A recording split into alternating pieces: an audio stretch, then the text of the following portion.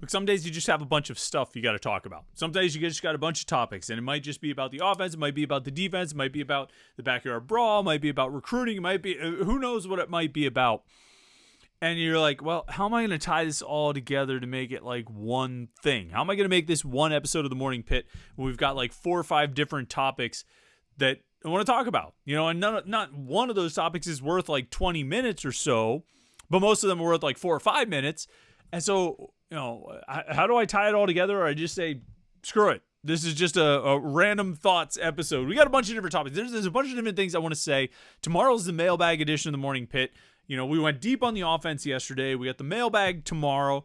And today I just got a bunch of stuff that, I'm thinking about as it relates exclusively to Pitt football and the Backyard Brawl. Not about AD searches or anything like that.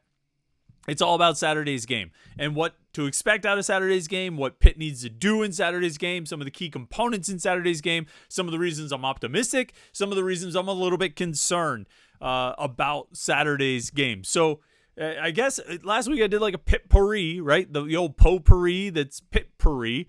We did Pitt-pourri last week. I guess this is a Pitt-pourri episode because we're just going to cover a bunch of different ground. I got thoughts about the brawl. I got a few more thoughts about Pitt's offense, even though we talked about it a lot yesterday. I got a couple thoughts about the defense that I think will be pretty important for this Saturday's game. And then just some overall thoughts on what's going to happen on Saturday afternoon at Acrisure Stadium in the Backyard Brawl. So let's do a little Pitt-pourri Backyard Brawl edition heading into the biggest game of the season so far, and certainly one of the biggest games of the season all year long. It's the Morning Pit, the Thursday edition right here on youtube.com/Panther-Lair.com.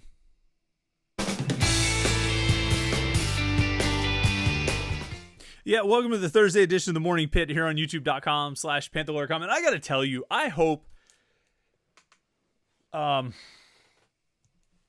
say the best way to say this. I hope that what we do here, whether it's a live show that we do like we did last night, or these morning pits every day, Monday through Friday, or the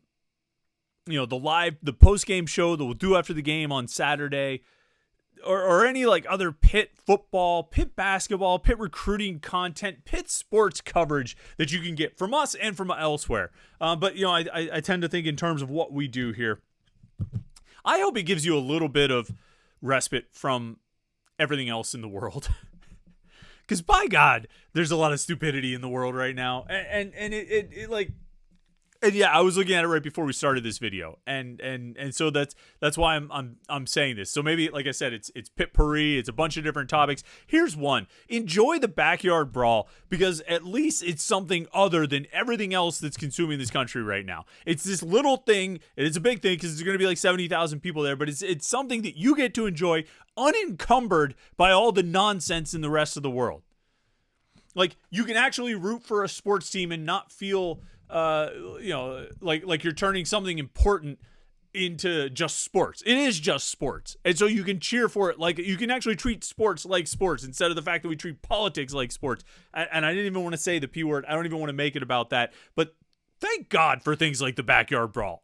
Honestly, thank God for like college sports, for all sports. I think we enjoy a lot of different sports, baseball, fantasy football, NFL, but certainly college sports with what we do here. I got my Igloo shirt on, enjoy hockey, thank God for it, and thank God in particular for like the Backyard Brawl. It truly is,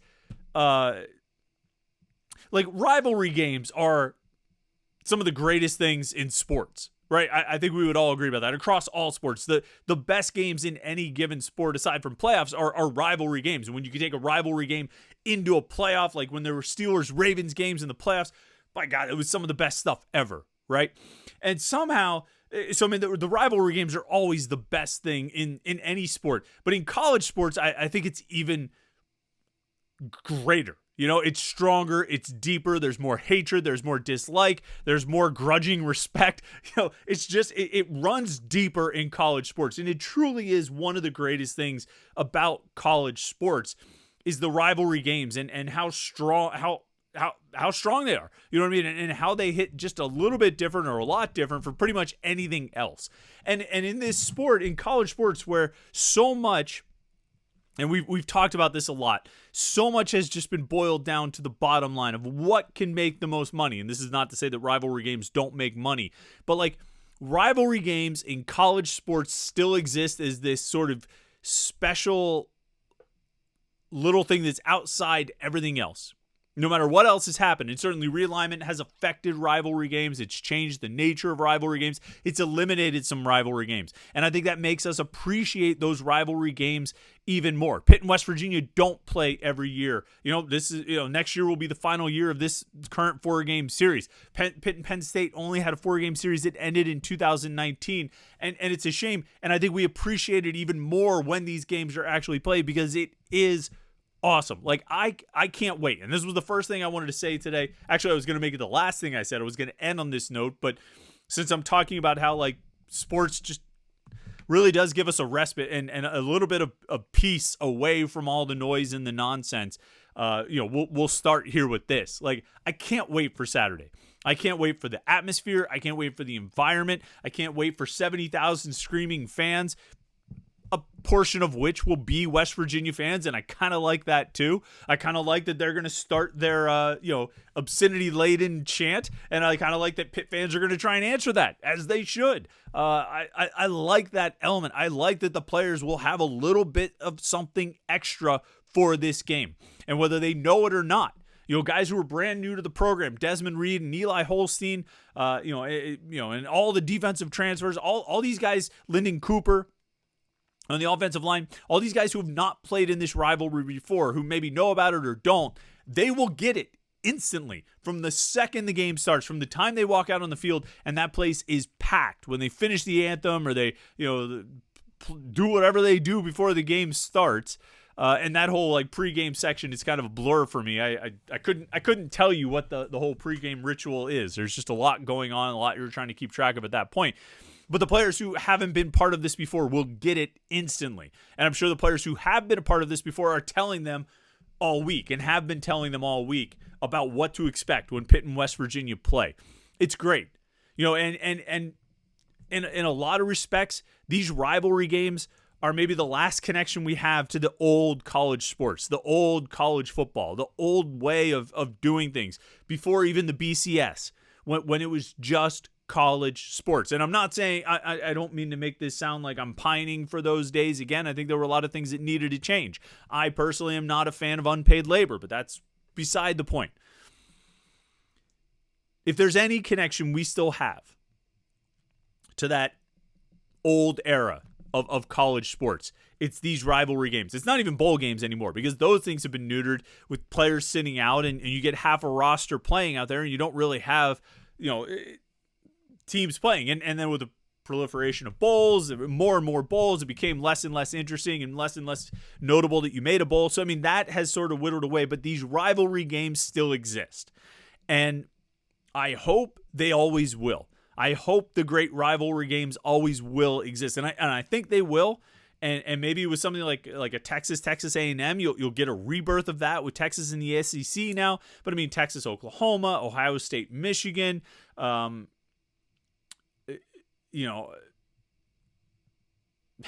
we could go on down the list. I was trying to think of one, but I thought of a school that just doesn't happen to have a rival that they play on a regular basis, and so I got held up in my thoughts there. But these rivalry games are what's great. These rivalry games they're still special. And there's something that's been sort of uncorrupted by the changes in college sports. The only corruption has been eliminating some of them with conference realignment. And so when you go to Acrisure Stadium on Saturday, you get there for the 3:30 kickoff, and Pitt and West Virginia take the field, like enjoy it. You know what I mean? Appreciate it. No matter how the game goes, enjoy the fact that you are in this environment. You get to experience something like this because not everybody does. Not everybody has these kind of rivalry games, and if they did, some of them have been lost. And so enjoy it because it's still out there for you and it still exists, and you get to witness it firsthand. I'll tell you this too before I dive into a little bit more football specific stuff. I think 3:30 might be my favorite kickoff time. I mean, I love noon kickoffs. I do. Get up, get the day started, get on the road, get out of there by 6 o'clock or earlier, and you're home. It's not there's still time on the other side at the end of the game. I love noon kickoffs just because it really gets the day started and you get going. But 3:30, I think, is probably my favorite kickoff time for a game. I really like it. You got a lot of time. You got the whole morning, basically, to spend doing whatever you need to do on a Saturday. You can watch a little bit of the noon games. Maybe the first half. You head to the stadium. I mean, depending on when you get to the stadium, we might have different arrival times. But one of my favorite things and when the game ends, it's not like 1 o'clock in the morning like it would be for a primetime game, a 7 o'clock or an 8 o'clock game. It's still like reasonable. The game ends by like 8 o'clock or so. My favorite thing about a 3:30 game, though, is that it starts in the middle of the afternoon. It's bright, shining. It's sunny. You know what I mean? And by the end of the game, it's nighttime. By the end of the game, the lights are on. It's dark. There's that electricity that comes with an evening game, with a primetime game, and you kind of like evolve into it. And the game grows into where, ideally, if it's coming down to the wire in the fourth quarter, if the game's still competitive in the fourth quarter, you're now competing under the lights. You're competing in sort of a primetime atmosphere. You started in a daytime atmosphere and you end in a primetime atmosphere. I love going to outdoor concerts in the summer because it's got the same kind of vibe where it starts in the daylight and ends in the dark. I've always been a big fan of that. I like just sort of the atmosphere that comes with it. I think getting darker, it helps sustain the energy from the fans, whereas like a noon start, by 3 o'clock, they might be waning a little bit because they've been in the sun all day and they're tired. Whereas like I think as it gets darker, it cools down a little bit, the lights come on, you get that energy and electricity. I can't wait for this game for a lot of reasons, and I think the fact that it's a 3:30 game, I mean, give me this all day. I think the last two games in this rivalry were both primetime games, right? They had the Thursday night game to open the season in 22, and last year's game I think was a primetime game. This is a 3:30 game. I couldn't like it. I couldn't be more happy about that. It's my preferred start time for a game, so I'm definitely looking forward to it. All right, let's jump into some talk about football. Now, I talked a lot about the offense yesterday. There's one more thing I want to say, and I'm going to say this after we interviewed Cade Bell yesterday. All right, Pitt's offensive coordinator came out, spoke to the media yesterday, and after talking with him, I had a thought. And I'm going to write about this in the 321 column tomorrow. It's something that's really sort of sticking with me. We'll see how it plays out on Saturday. I've talked a lot about how it really seems like the offensive scheme works. I've talked a lot about how guys are open. Even when Eli Holstein was missing receivers in the first half at Cincinnati, the plays were there. The scheme worked. The scheme was getting guys open. You just got to make the throws. You got to make the plays. And I've been thinking that since the game on Saturday. And we talked about it on Saturday night on the post-game show. Talked about it a couple times this week on these morning pits. Talked about it with Jim last night on the live stream. I think the scheme is good. Through two games, the scheme has lived up to its reputation. We've said that a bunch. I'm going to take it a step further, though, and say that one of the things, and actually this is something Cade Bell said, one of the things that happened in the Cincinnati game where the offense was able to improve, where Eli Holstein was able to take a step further, and maybe what was lacking in the first half is trusting the scheme, trusting the game plan, trusting the offense. And there is a certain amount of trust that's needed. You have to believe in the game plan to execute the plays because you can't wait. It's one of these things where like you can't always wait until your guy is open. Sometimes you have to throw the ball before he's open.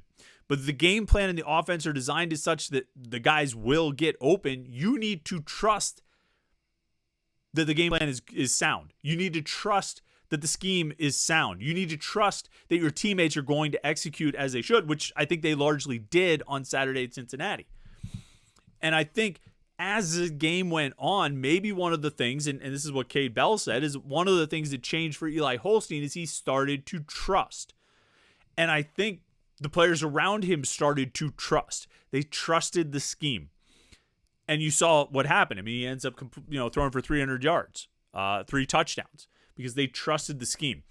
I think that's huge. I really do, because I think if the offensive scheme is as good as it sort of looked through the first 2 games, and if that's going to continue, if the players trust it, then there might just be a chance for this offensive success to continue and be sustained. Pat Narduzzi talked, he said on Monday that during Saturday's game, he could see confidence. He could sense confidence from the players on the sideline. Maybe more confidence than he had ever really sensed from the players before in the midst of a game. Confidence that they were going to come back. Confidence that they were going to win. And the fact that he said that, he couldn't remember too many times where he sensed more confidence on the sideline, despite the fact that they were down 3 touchdowns.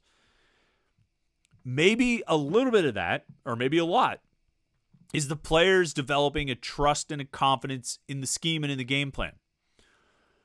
And so I think if you put all these things together, if you have an offense that actually is good, that works, like it looks like it has, and you have players trusting it, and you've got players who are able to execute it, which I think they do, and they trust it, it just might work. And this is, every week is going to be a different kind of challenge. Every team, every opponent is going to have a different scheme and a different way of defending Pitt, but it just might work and be sustainable. Just might. We'll see. And that's going to be a conversation we can have every week, and every week is going to be a new test. I mean, they've passed 2 tests so far. Now, what are they doing? Test number 3, right? And this endeavor, football, is one where it only really counts what you did in the most recent game. So right now, Pitt is coming off 2 games where they played offense pretty well, for the most part. That can all be undone if they stink out the joint on Saturday. All right. That's the offense. We talked a lot about the offense yesterday. A couple thoughts on the defense. And I wrote about this yesterday on Panther-Lair.com. There's a real question about how aggressive to be with your blitz packages. I really felt like, and I said this after the game, and I said it during the game, on Saturday, during the Cincinnati game, it felt like they got to a point, the defense, where they really were sort of stuck in between. They didn't know what to do. They weren't always generating pressure with their blitzes, I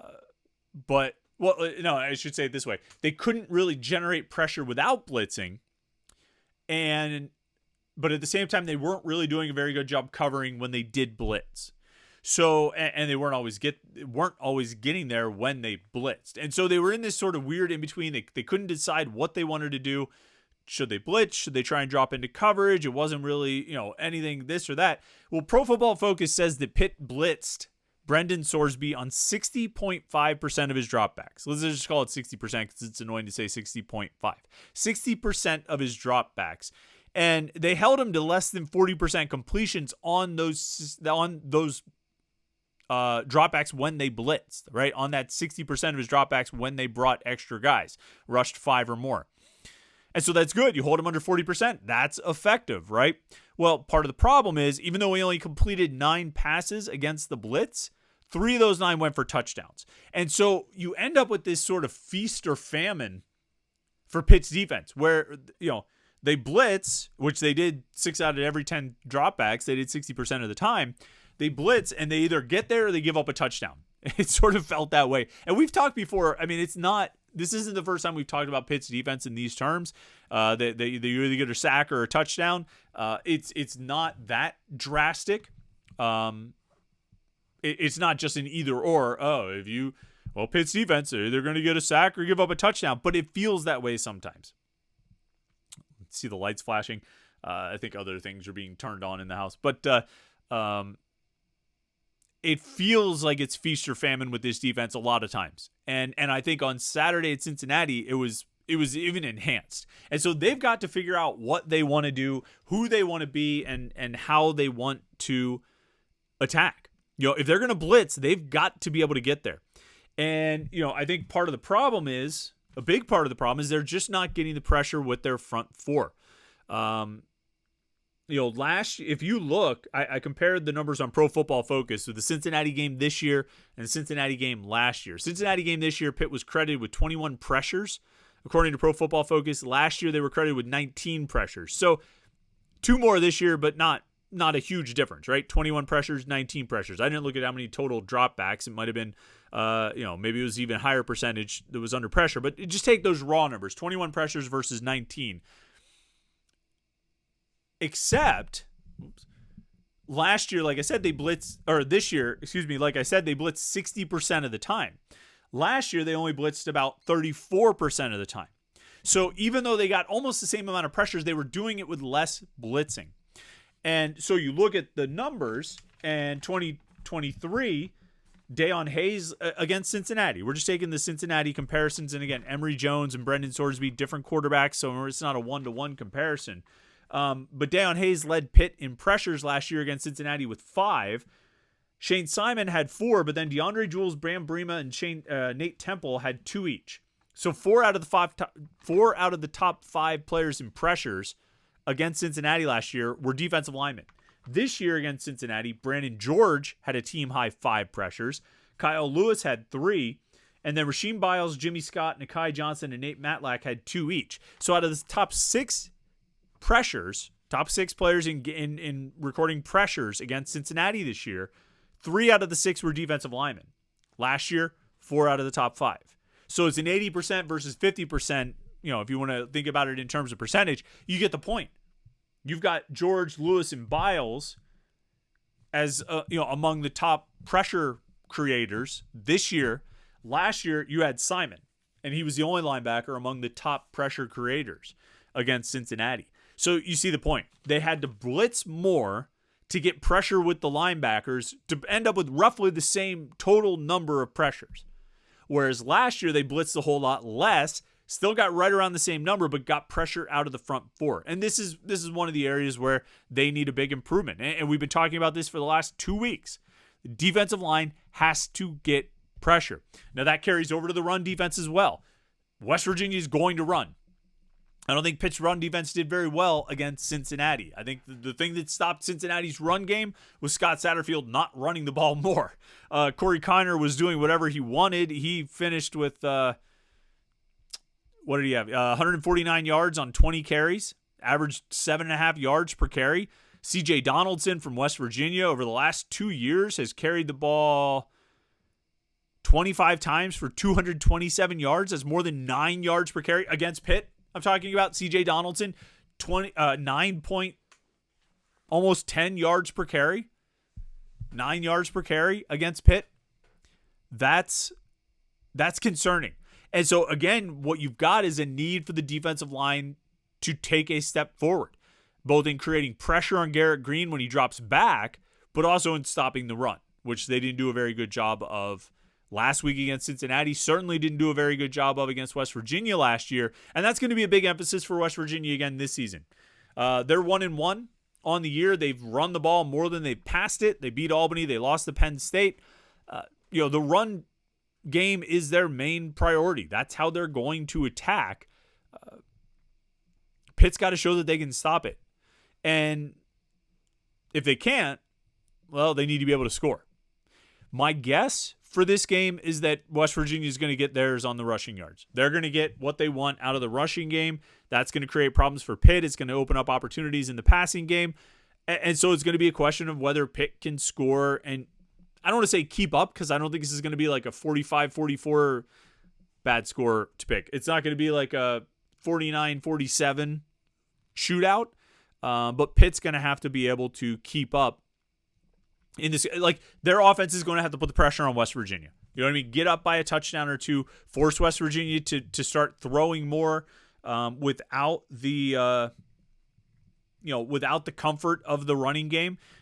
Show West Virginia that you're able to score a lot, so you keep the pressure up, and West Virginia can't just sit back and run the ball because they're not worried about you scoring. Pitt's going to have to win this game with offense, I think. Make one or two key stops defensively, but I think they're going to have to win this game with offense, and maybe it's 33-30 or something like that. But I think if they're going to win, it's going to be this offense. So then it comes back to that offensive game plan, the players' confidence, Eli Holstein's continued growth, Desmond Reed staying healthy, and then, Konate Mumfield, Kenny Johnson, Raphael Williams, Sincere Lee, Gavin Bartholomew making plays in the passing game. And Desmond Reed, too, because he's a pretty good pass catcher. So lots of stuff in there. Hopefully it'll give you a few different things to think about, topics to talk about. Feel free to take these back to the office and talk to your other Pitt fan friends about it. We got the mailbag tomorrow. If you want to get a question in for tomorrow's mailbag, go to the message boards at Panther-Lair.com, where you can submit your question. We'll answer as many as we can. We always look forward to doing those. And, of course, we really look forward to the live show on Saturday night. We'll be live after the Pitt, West Virginia game, a few hours after the game ends, hopefully around 8 or 9 o'clock. We'll be able to go live. It'll probably be closer to 9, hopefully not as late as 10, but it might be. But it's never too late to start drinking and talking about Pitt football, right? So make sure you tune in for that. If you want to make sure you don't miss it, like this video and subscribe, youtube.com/Panther-Lair.com. That way you can turn on notifications and you'll get an alert every time we go live here at youtube.com/Panther-Lair.com. So thanks for tuning in today. I really appreciate it. As we jump around to a bunch of different topics, hope we can give you a little bit of relief from everything else in the world. You can spend a few minutes just thinking about big old dumb Pitt football, right? Big old dumb college sports. I mean, the big old dumb backyard brawl. That's what I like thinking about. I like taking a few minutes and just taking a break from everything else and just thinking about Pitt for a while. So I hope you enjoyed that as well. We'll get the mailbag tomorrow and then the live show on Saturday night. So enjoy your Thursday. We're almost at the end of the week, folks. Have a great one, and we will catch up with you tomorrow for the Morning Pit right here on youtube.com/Panther-Lair.com.